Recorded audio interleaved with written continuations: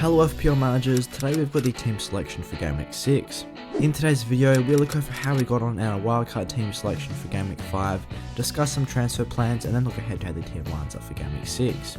If you guys want to get the extra edge this FPL season, then click the top link in the description to get yourself 65% off Fantasy Football Fix Premium, and also get yourselves our free strategy guide. So just before I get into the video, don't forget to leave a like and subscribe to show support for the channel, as we're trying to hit 7k subs by GameWeek 10, and also click that notification bell so you guys don't miss any future uploads. And with that being said, let's get into the video.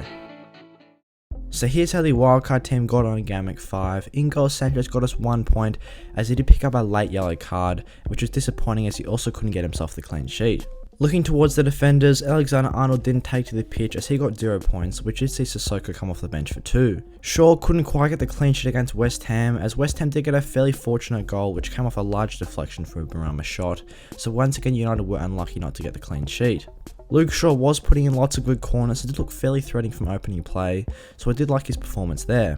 Cody was probably the most disappointing player in this squad as he could not get any points this game week, as Wolves did concede 2 goals at home to Brentford, which was quite surprising, and Cody also picked up a yellow card. But the no doubt heart of the defenders was Ben White getting 7 points, as Arsenal did record their second clean sheet of the season against Burnley, and he also picked up 1 bonus point as well. There was more delight in the midfield though, as Rafinha got himself a fairly fortunate goal, recording 8 points in GameWeek 5, which was nice to see, as he also got a bonus point in that game against Newcastle. Jota could only manage 3 points despite having a very big chance to score an open net, but did put it over the bar, so he is showing good points potential, but just can't quite take his chances at the moment. Salah extended his very good record against Crystal Palace by getting himself yet another goal and an assist against them, recording 24 points on captaincy in GameWeek 5, and to cap off the midfield, it was the star performance of the game with Ismail Assar, who was actually the king of the game with 15 points, getting himself 2 goals and maximum bonus. And in the forward line, there was returns all round, with Ronaldo getting himself a goal and could have potentially got himself a couple of penalties, which I do think he was quite unfortunate not to get them go his way, but he was showing very threatening positioning and did get himself yet another goal.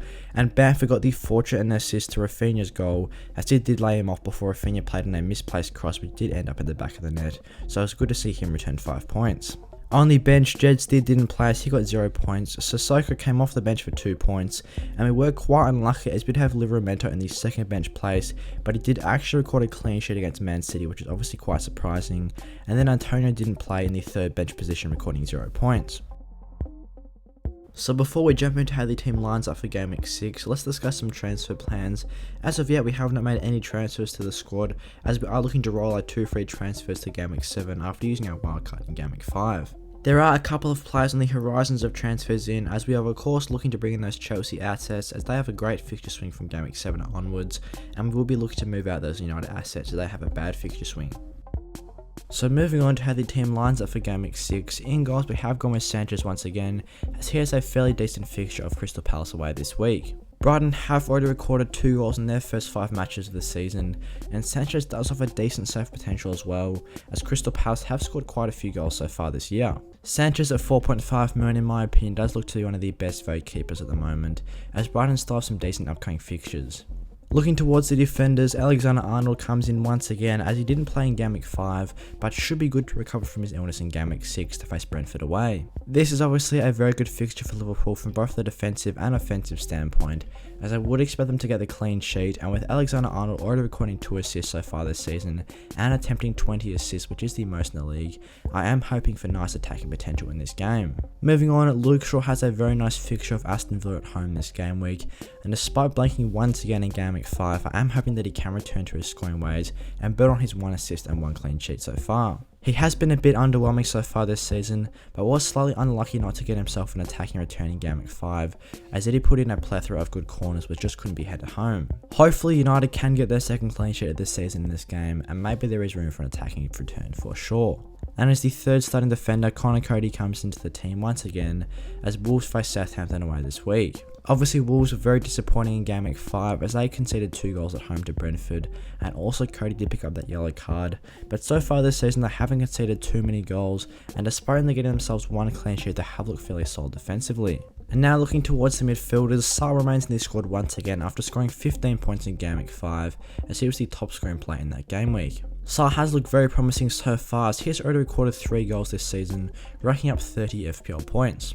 Moving on, Diogo Jota does remain in the squad once again, as he didn't take to the pitch in the Carabao Cup midweek, which does give me confidence that he can start on the weekend against Brentford away. This is obviously a very difficult fixture to turn down, as I am expecting Liverpool to score a fair few goals in this game, and Jota has been slightly unlucky not to get himself any attacking returns in the last 2 game weeks. He has produced great underlying numbers so far with a 2.14 XG and a 1.49 expected assist figure, so I definitely think at £7.7 million he continues to be a good value choice. Mohamed Salah is a part of a Liverpool triple up this game week, as of course Brentford away is such a good fixture, and that is why he has taken the vice captaincy armband only behind Cristiano Ronaldo. Salah has produced incredible underlying numbers so far this season and continues to be the best premium option in the game, recording 22 shots over the span of the season, getting himself 4 goals.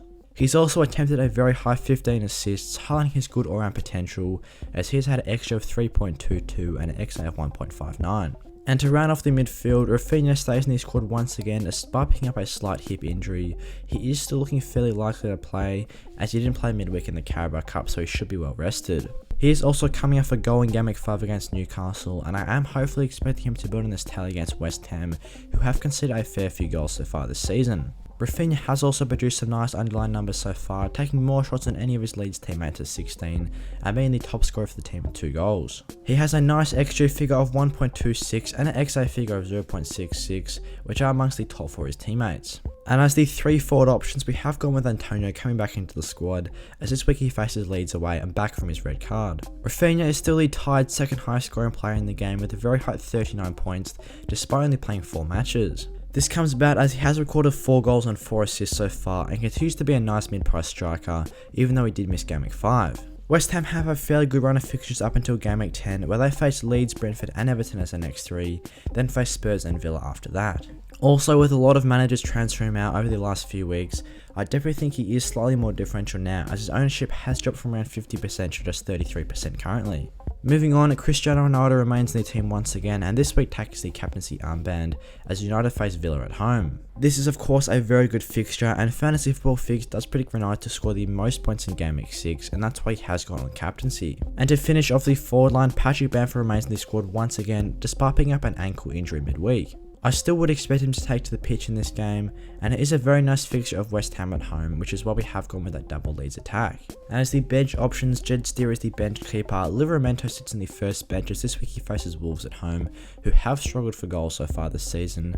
Sissoko sits there in the second bench with Newcastle at home, which is a decent fixture, and White does play in the third bench position, but he could potentially alternate Sissoko and White around, as Arsenal have recorded 2 clean sheets in their last 2 games.